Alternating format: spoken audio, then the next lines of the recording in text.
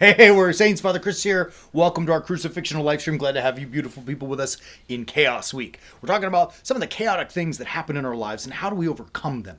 You know, when I got married, so I'm going to give you the timeline of my marriage. I graduated from seminary in May of 1998. I went home from school back to where I lived, prepping for my wedding because I was married in August of 1998. My bride and I went on our honeymoon, came back, and it was September, and my first parish assignment was October 1. So I had a month, right? September to October of nothing. I was kind of lost in limbo because nobody was going to hire me. I couldn't have a job, and, nobody's going to take me for a month because I was leaving, right? And I couldn't get to my assignment early because they weren't ready for me.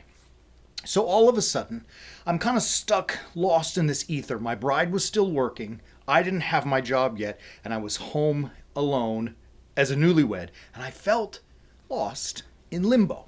And I remember I got lucky because I was then able to pack up the house and the things that we had, which wasn't much at that time, but to pack our possessions and to get ready for the move, and really for a move away from home and family and friends that I still have never returned to. I mean, obviously I visit them, but I've never lived back there again. And so it gave me that opportunity to say some goodbyes. But what do you do when you feel like you're stuck in limbo in your own life? Maybe something, a job or a desire, a wedding, a marriage, a child, something, anything is coming up ahead, and you're at this side of it. You're not here yet, but it's still that feeling of loss, that feeling of being in limbo. How do we do that? And how do we overcome that? And I'll tell you what I think is really essential. It's probably the most important thing, excuse me, to help us overcome that is one. There's a couple actually, but first, do not submit to the limbo. Right? You cannot submit to it.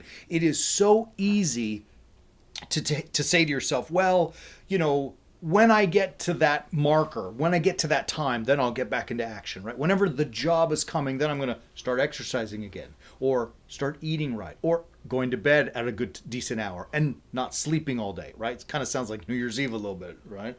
So do not think for 1 second, just because you've got a buffer of time and you're in this limbo period, that you can quit on the rest of your life, because it will fall apart fast as can be. And I'm sure some of you already know that.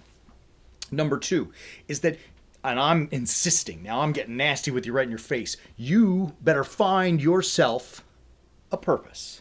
Every man, every woman needs to have a purpose in their life. And it's different for each and every person. Many of us share similar purposes, purposi, whatever it may be, but there are also purposes that are very specific to each and every individual. And my purpose, for example, is simply to teach the gospel of Christ, to teach the crucifixional living so that we can help everyone get on the way of the warrior saint. That's it. That's what God has asked me to do. And each and every one of you have your purpose in life. But in those moments of limbo, when you're waiting to get to the start, you must also have a purpose, even if it be temporary. Now, mine was kind of silly, as I was telling you at the beginning of the episode. I had two purposes: say goodbye to everyone because I was leaving, and pack our stuff because I was leaving. So those purposes may be sound a little silly, but they were enough to keep me focused and not lost in limbo binging on Netflix, right? You understand what I'm saying? And likewise, it is okay to have a purpose for a temporary period if you are trying to get from point A to point B before you start the good stuff. Don't expect that you will travel and navigate that time period well if you do not have a purpose. And so create a purpose for yourself. It could be a million things. Write a book. I mean, seriously, if it's a month, 2 months, you could write a book. It can be done. Maybe you're getting really dedicated to your exercise. Maybe you're going to study and learn a new language. In 2 months, do you imagine, do you know how much of Spanish or French or whatever language you're interested in you can learn and start to you can do things in that time. Have a purpose. It is okay to have a purpose that is temporary. And perhaps this temporary purpose might lead into a more permanent one.